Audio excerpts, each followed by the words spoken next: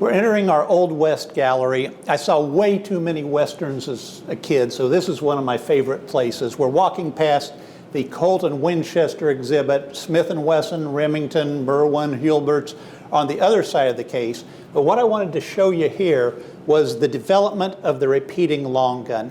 Now, we've already talked about how the development of the percussion cap allowed Sam Colt to create an effective repeating revolver.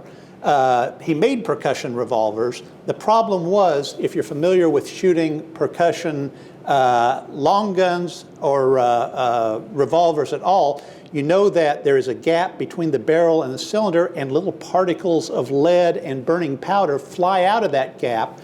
So if you're holding the forend of a long gun, a revolving long gun, you're going to pepper this hand with those little particles. And if you have a chain fire where a round fires out of sequence, you're going to do serious damage to that supporting hand. The revolver was not a successful concept for a repeating long gun. Now, there was a Yankee gunsmith, very talented gunsmith named Daniel, and a very savvy older Yankee businessman named Horace. They came up with an idea for a self-contained ammunition. They called it their Volcanic rocket ball.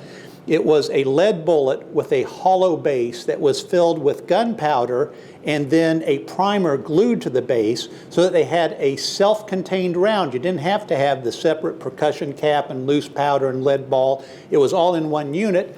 And they designed a repeating handgun to fire it. It was marketed as the Volcanic. It is a lever-action pistol. The rounds are in a tube underneath the barrel, and you work the lever to load a new round. And when it's loaded, the trigger is pulled to fire it, and then you work the lever again to fire another one.